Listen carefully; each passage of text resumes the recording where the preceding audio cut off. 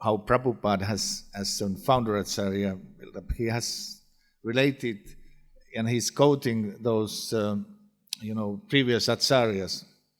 So originally, this comes from Narada Panta Sutra, but we find that also, but we also found that on Kaumudakis Niti Sastra. So it's just a little different view. So this is all part of the Pancharatrika Vidi, which means how would I say, including the rules and regulations, and then when it's really on the spontaneous side, then it's already on the side of Bhagavad Vidi. So now in these seminars we are studying, of course, the basis, but not many of you have been leading, long time and like that. Like myself, I was, 15 years I was temple president and regional secretary, all that, and maybe now 33 years has gone in ISKCON. But I figured out that it took quite many years before, ultimately understanding really scientifically what is the leadership and management and where it's based. So this Satur Vyuha, like you hear if you study Nectar of Devotion, Satur Vyuha is actually basis of everything. It's quite a big word to say basis of everything. It is basis of everything. Sankarsan, Pradyumna, and Anirudh actually, they are the basis. They are different forms of the Lord, which the Sankarsan is coming to the field, its relationship, and its elements. So it's all just about knowledge about that.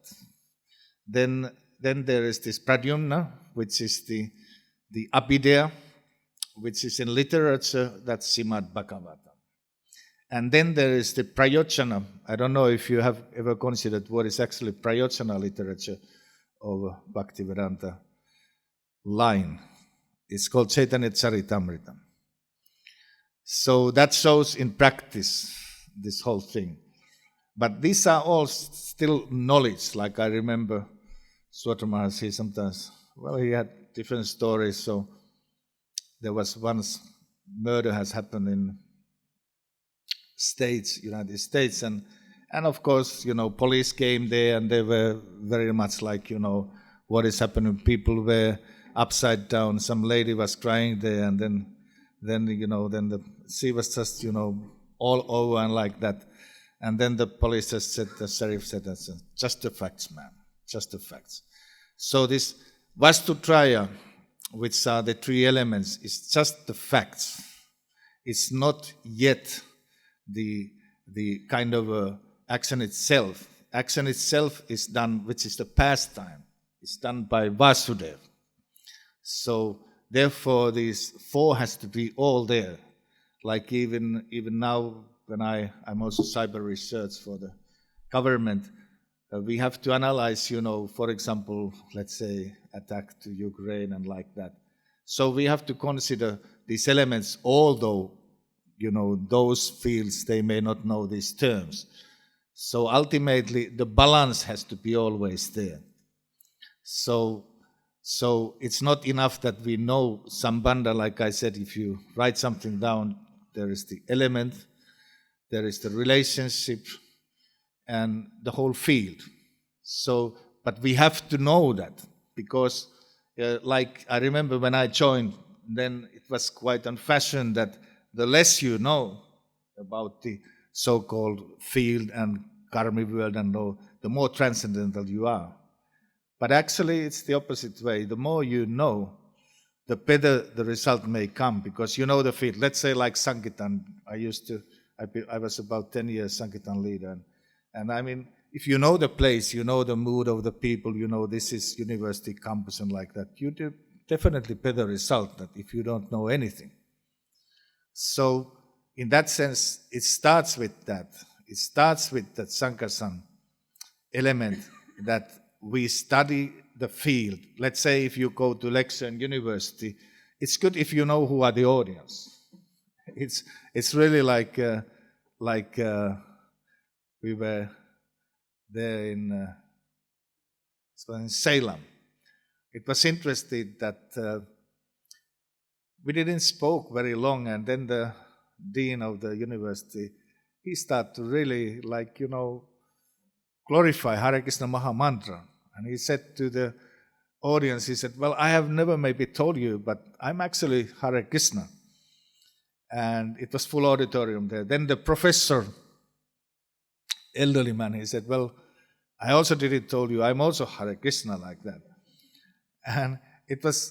And then they start to, when we were in Tirupati, there was 500, like you devotees remember. From there, they start to these professors, this MBA program professor, they preach much more enthusiastically than we did, and like that. So there is also the, how would I say, undercover elements, which is good to know. Like in Finland, when we preach, we have to understand how deeply rooted Christianity is in a certain area. Because there is this surface culture, which is like, that everybody has to accept everything and like that. But then there is the underline, which is basically the culture they are living. The other is like the mood of the college or the university. But the underline is where they live, what is their real culture. So you can see that in Prabhupada's example, when he came to States, he was about 1 year just, walking on the streets and seeing the society. And he was basically just studying this Sankasana element, the field. Sambandha, it's called. So that is very important.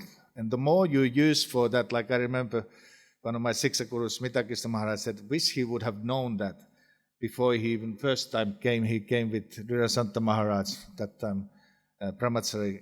They came to Finland 1981.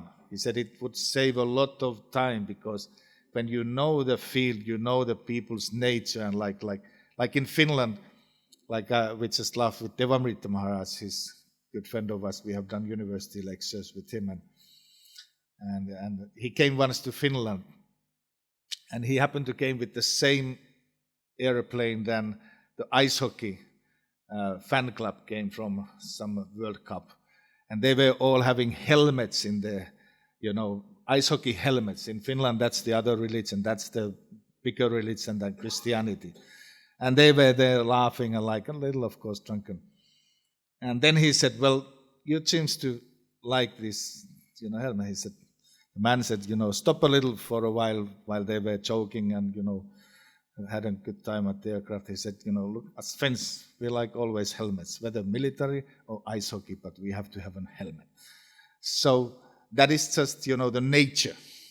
Because if you see, for example, in Vedic, history, it says that when Parasuram was killing, then the Kshatriyas were escaping to German and Finno, those areas. So they are far, descendants of that, and Brahmanas remain here in India. China got all the Vaisyas, and all the Sudras, they went to Africa. They were the foot soldiers. So if you know that background, then you know what has been build up there and like that, then it starts to make sense. So then Abhidheya is easier. But now when it comes to what is the practical application of this Vastutraya, it's nowadays called strategic planning. I mean, you may have heard different if you put the next 4 models there. So you may have heard, but I like to I say what I think is the best, but I say that it's a little complicated thing. I have been training strategic planning, teaching that for all these years, and it's well misunderstood. It's very well misunderstood. First of all, it has 3 levels. It has the level of which is the goal, the prayojana, which was there in the previous. We have to know the goal. Otherwise, if we don't have an aim, without the goal, we have nothing. But then also, the next very important, is what we already speak, this what we start. And then what is normally considered the obstacles there between, that's the apideia. So we have to mark those. But this is basically, it can be applied in different ways depending on what goal you set. And what goal you set, what goal you put to yourself, it has a lot to do with your values. And so therefore, like for example, what do you think is the main value of the business model? What do you think? Profit. Great. It's the profit. So then if we try to now make everybody profitable, that's where it fails. But it's very good for business itself. Like I have been training, for example, Nokia mid-level leaders and like that. It's a pure business. So it works very well when you have just what we call vaishyas around. It works very well. But try to mix that with, for example, devotees and all that, you will have a problem. So therefore, I remember I was 7 years part of GBC educational committee there in Mumbai. And I asked once Counter Prabhu, how many percent of this, for example, this business model, it's one of the model, he said, is failing. He said 83%. So we have to kind of consider where we are standing. And I'm not now trying to define where, for example, ISKCON strategic planning is standing or not. That's not my business. I'm just giving you 4 models and their pros and cons. So the business model has not this problem, but it has also a problem that it develops certain qualities. So what follows, for example, the profit is actually greediness. So what happens then is that easily, when you really take it seriously, you may develop something which is a little undesirable, money which is generated falls to an own pocket or some other pocket and like that. So it has always these, elements which are not desirable. But it's very good for business people. Like, for example, we call that in leadership circles, we call that Microsoft model. It's quite often there, but it can be the 10 days courses or something like that. They take those courses and then they think, but they made a lot of more simplified the system. Like I said, it has the strategy, which is the goal. Then it has an operational, and then it has a tactical level. And the tactical has also the sub-level, which is called technical. So now, if you consider what normally is, and I would emphasize that a little bit, strategy is considered to be just one technique. You change a little, they say you change the strategy. No, you can't change the strategy. When I come to the devotional service, then I will just show you that Prabhupada already gave that. It's not our part anymore to do strategy. Our part is to apply that properly. He already gave that. He already gave the goals for ISKCON, 7 purposes of ISKCON and developing the love of Godhead. He already gave the strategy, the goal. So in that sense, that is many times misconsidered, that the technique, let's say like in military, now they are discussing whether they send a Leopard 2 or Leopard 1, older one, or 2A and like that, F-16, or are they sending to Ukraine to support even the better ones like that. So that is called technical, which weapons we are using, or in our terms, are we using iPhone 13 or are we using, the latest Epson or like that. But it's not strategy. So as long these are not clear, I still repeat you, it starts with strategy, which is a goal. It comes down to operational, and then it comes down to the tactical and technical.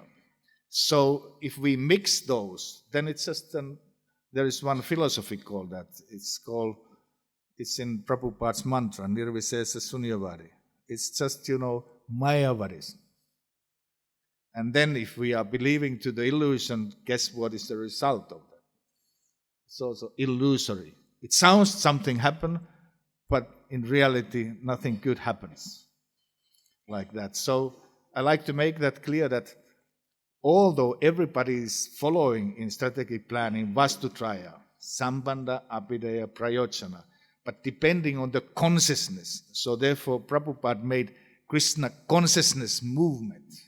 So we have to also do our strategical planning, which is later on we come with the proper consciousness, Krishna consciousness. So therefore, that is, before we go to that devotional model, I like to mention that like the administrative, it's also called military model, that comes from, Clausewitz.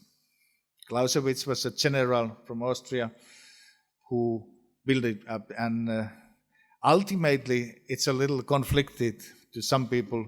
Ultimately, the strategy for military is to make peace. That is what it's peaceful society where what we call the yakya can happen. So it's ultimately strategy of military is to make peace, not make war. And Clausewitz was even sometimes, misunderstood, but he took that term, but it's originally much more. That's just where the term came to the West in that form and that name. But in Vedic it has been already there. Vastutraya has been there already much earlier. So in that sense, that model requires the not only administration, but it also requires what we call the bureaucracy. And bureaucracy means that it's operating under the Kshatriya, under the Kshatriya management, under the protectors, like we call. And if it's, then what is the tendency is that it's supposed to serve all the other. It's supposed to serve the educational. It's supposed to serve even the business model. It's supposed to serve the administration. But bureaucratical waves tend to go their own way. And then what is like you can see that you go to some countries or some the bureaucracy without strong leadership. It's just this, like in India, you easily see some areas, it's just, you have to get just a stamp. Like we were just almost physical just a few days ago in Navadvip with my wife when she was trying to get money out of her bank account. Oh my God. I mean, that's, try anything else but not try to get money out of her bank account because she was trying to close that. Oh, your address is not anymore the same, or your name you have written now a little differently, and this is what we are talking about. And then ultimately I said, try to make it. This would take 2.5 minutes, and now we have been sitting here 2.5 hours and nothing, and it's not, by the way, yet done fully. So that is what we call bureaucracy. So bureaucracy is just self-centered, and it's tend to come but on its own waves, and then there is no leadership anymore. So when there is no leadership, then nobody is ultimately protected, and corruption start to take place, and inspiration is not there.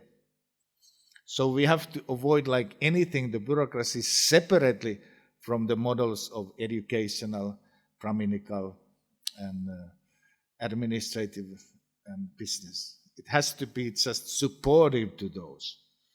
So this may varieties in different areas where we are coming all from different areas. Like in our country, the bureaucracy is not very strong. It's more like flavored by this strong administrative element. German used to be like that, but in some areas, like you go to across the east border, it gets more like that. Like just some time ago, they found, for example, there were a lot of these immigrants coming over the border, and they find the richest persons are those who are stamping their papers on the border. They found this huge van, like you have those big Mercedes vans here, full of cash, the paper cash money. They're just, the person who normally doesn't really, how would I say, have not a lot incomes like that. So when the bureaucracy is higher, then the bribing is also, a little higher. So that is always what has to be considered, is that the Kshatriya element has to control strongly the bureaucratical. Otherwise, because that's in our terms Sudra level. So if that takes over, then nobody is taking responsibility.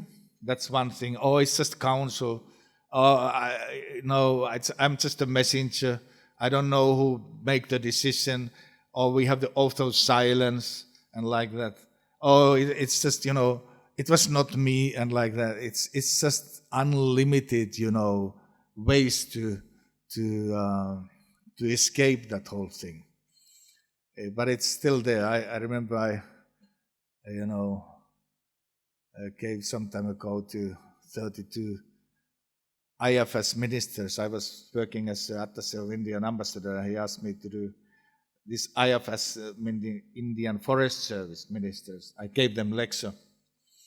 And then ambassador said that, tell them that you're actually the best department in Indian government.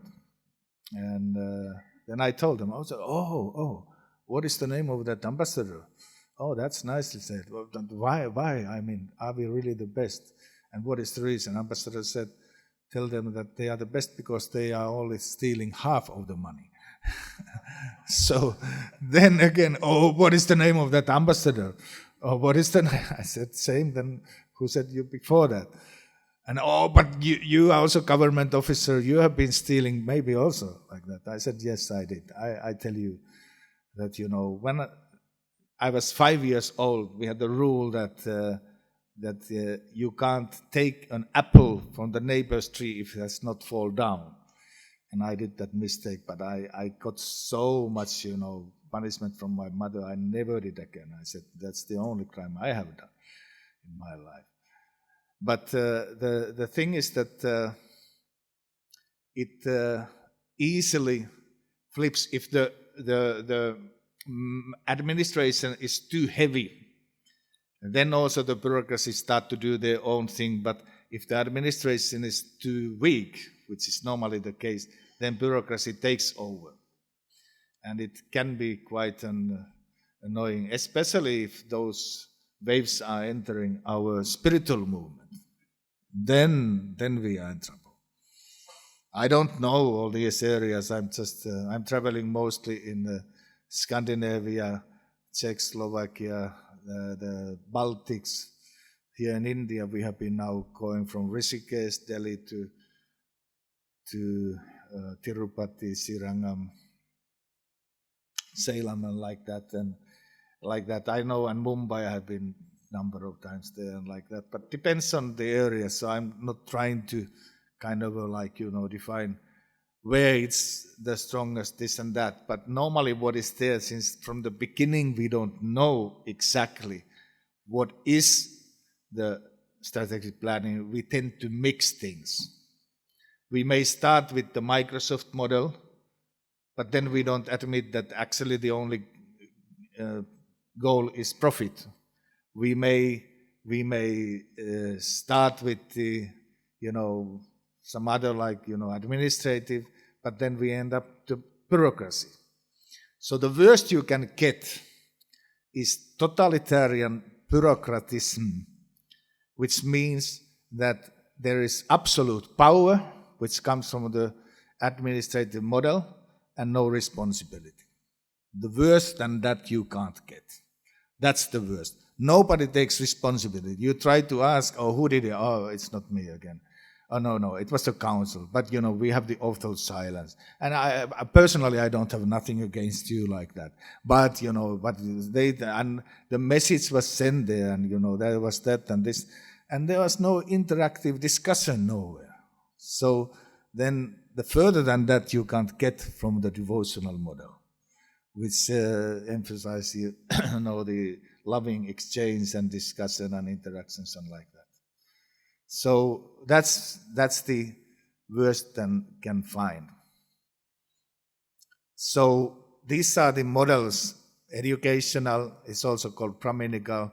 If you like to see the forms of these,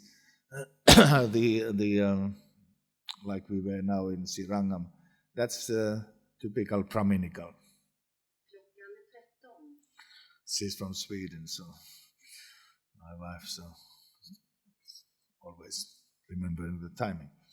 So then, if you consider that, then there is still higher. So what is higher? That's something I like to little consider, because now Prabhupada gave the strategy. He gave the strategy, and he said that the ultimate goal is to develop the love of Godhead, and like that, be fully engaged in Krishna consciousness. And then he gave those 7 purposes of ISKCON, like with His Grace Revati Raman, we every morning, now 1 month or whatever we were in Tirupati, every morning they are reading there the 7 purposes of ISKCON. So therefore I don't repeat that here. Everybody, if you can't remember, then just look them there. That is the strategy. And so therefore, that is the strategy, that is the goal. So now, what makes now, I would like to, if you still, it's a little late today, but what makes the devotional is that doesn't matter what we are. Are we Kshatriya, Brahmana, Vaishya, Sudra? We can make progress wherever we are, aiming for the spiritual goals. So that is what makes that available for everybody. Otherwise, these other models, they have the problem that they are suitable for certain group. Like I said, the business model, Microsoft model is perfect for Vaishyas. It's perfect for them. But it doesn't suit for, if we like to put everybody to that model, it will fail. So if we like to put everybody to be bureaucratical, which is just in Sweden, they just, it's just, if you there find some bureaucracy. My wife is originally from Latin America, but live in Sweden, so it's just nay. It's just, they are just saying no. That's all. Bureaucrats are normally just saying no, doesn't matter what. And if everybody says no, nothing goes nowhere. That's also there. So therefore, we have to kind of consider this element very carefully, that it has to serve all the other groups, but it's just a servant of the other groups. The bureaucracy is not an entity itself. So with the Brahminical one, like we saw there, it's less problematic. Like they are just, it's just if somebody is Brahminical, Brahmana, the teacher, and like that, it fits very nicely there. But so that's nearest to us. But the devotional is the best, like I said, because it can facilitate everybody despite of what varna they are belonging. So therefore, we call that devotional, or it can call also transcendental. So that is the model what Prabhupada is highly emphasizing. That is what Narada Muni is already came to give us. That is what, if you really see carefully Prabhupada's, comments and Siksamrita and all, that is what it is. But many times we have quite a mixed system. Okay, so before we continue, I like to stop here for some questions or comments, because I don't like to go to the last minute. I know that dinner is waiting, it's a long day today and like that, but there are still, of course, number of things to be going further, but already for today I have mentioned Hare Krishna many of the Prabhuji. essence. Basically, my question is, for a leader of a temple, his quality should be like an administrative class, or any class he can lead the temple activities? That's a very good question. Basically, idealistically, if it's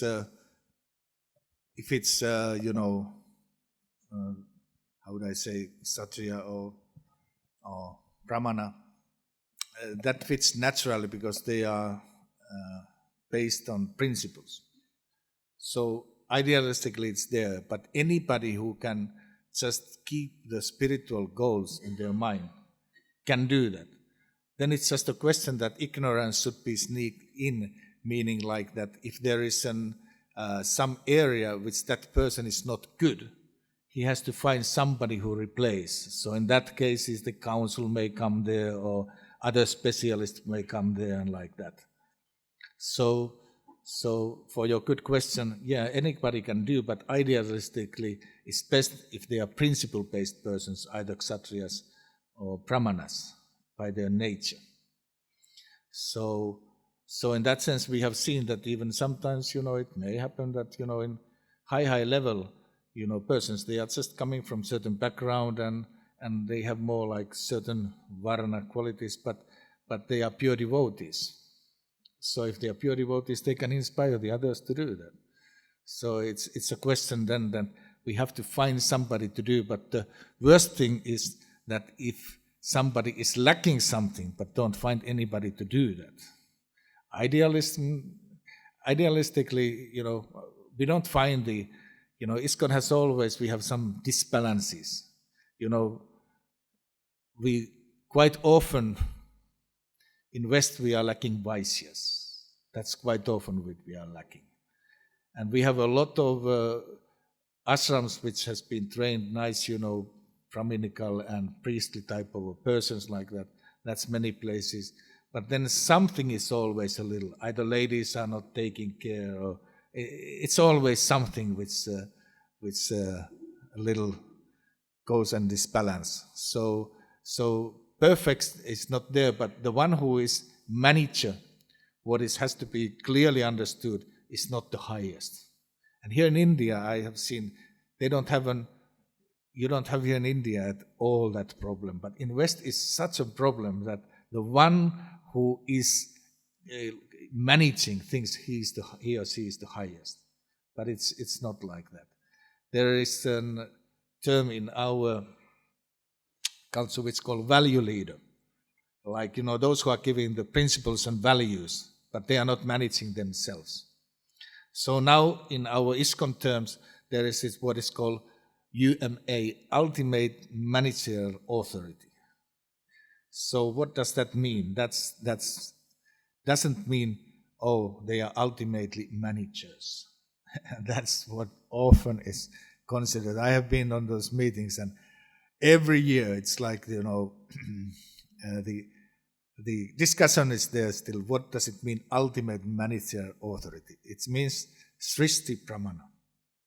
That means that the person who is so high, like the GPC is, in very high position, so they have to be able to combine the unified understanding from different acharyas so that it fits to our system. So that means Srishti Pramana. So it's something else than ultimately manager. But it means that whatever comes to the management, they don't turn to the karmic consults. They don't turn to the karmi books. They don't turn to the, latest fashion leadership model, which is already on the way out, but they turn to the GBC, who is supposed to know that. So that's what means ultimate managerial authority. It's simple when it takes simple way, and it's very complicated. Like coming from the military background, it's an interested, people are thinking, it's very authoritative. The specialists are actually more emphasized nowadays. If you go now to Ukraine war, there's a huge group of specialists who are specialized to artificial intelligence, the cyber warfare, and like that.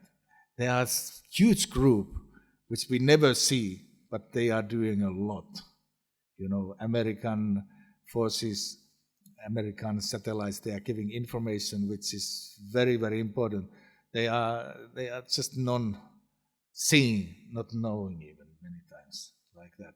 So that's called specialist.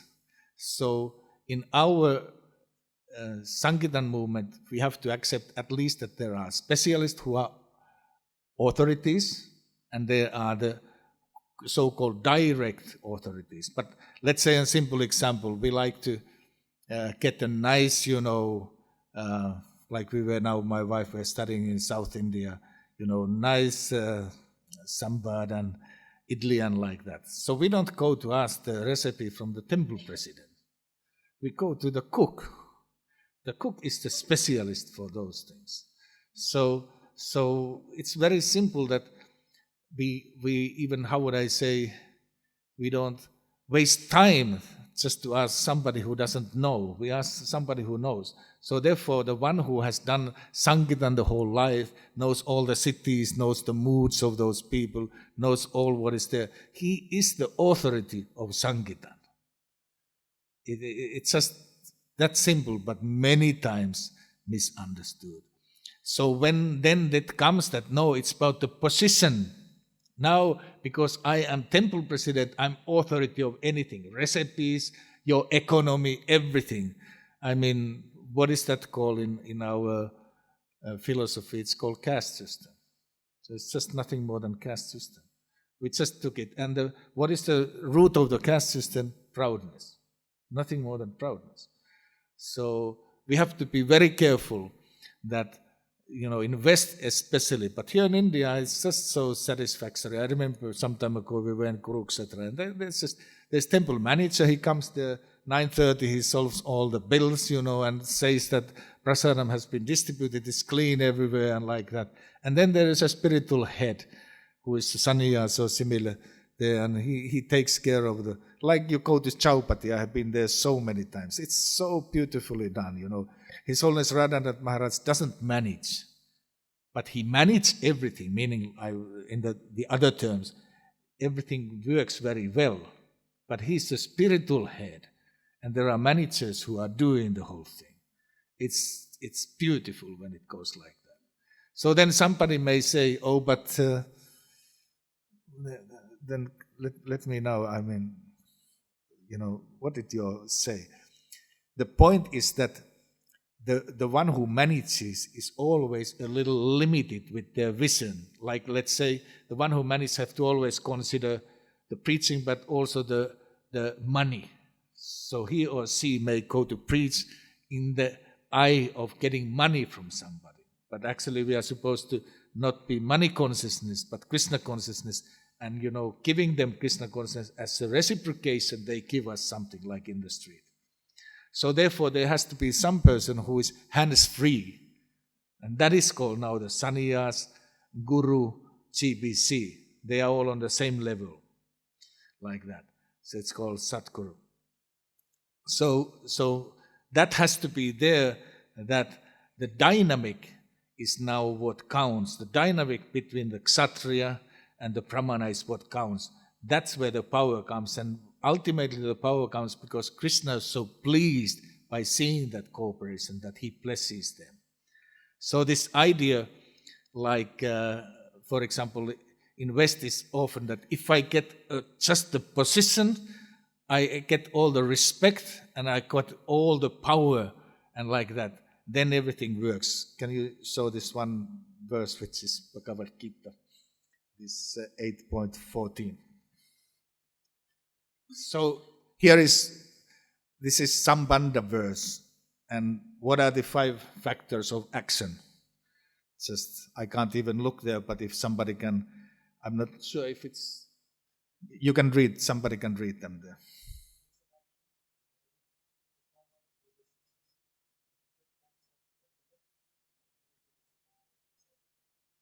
Yeah, so which of them were money and position and power? Position, all the respect and like that, nothing. So easily we fall to that illusory trap. We think it just happens because we know these are just secondary level things. So this is the 5 factors of action. And it's very, very important to understand. That is like Suatra Swami once he told me, I asked, now there is a lot of discussion about the transcendental technique, and the technique of book distribution. Like with Navina and the others, we have been book distributors and trainers around different places and like that. So easily one gets, when there was the money wallet, you tap a little, and here's, and you make some tricks and like that. And then we think, oh, that's how it works. But ultimately, like Suatra Swami said, that, the transcendental technique is that you act the way that the Lord is pleased. And when the Lord is pleased, you are shining like the jewel in the crown. And the shiningness, your happiness, your spiritual, how they say, aura will be, where the people are attracted. And they come to you and they, oh, where did you got it? Where did you got this knowledge? Where did you got this happiness? And those who are envy, they just turn away. So that is ultimately the spiritual element. And so therefore, if we go to the street on the caste consciousness, I have been now, by the way, Sankirtan, 15.5 years, maybe already 15.6. I'm actually the second senior in this temple now. And by the way, it's like, people wouldn't care less. They don't care. They are considering, what are you giving to us, what you have been got yourself. That's the only thing they are actually, it doesn't matter how long we have been there. Like I just met Vaisesika today also, but Mangalariti, but some time ago when we started our tour in Kartik there. He has been distributing maybe 45 years or something. But doesn't matter if he would show his business card, 45 years Sankirtan hero, who would care? But because he's still enthusiastic, he still inspires them. So therefore he gets them to take them. So we are measured all the time like that. We are measured all the time. Are we still doing that? Okay. Very good question. Anything else?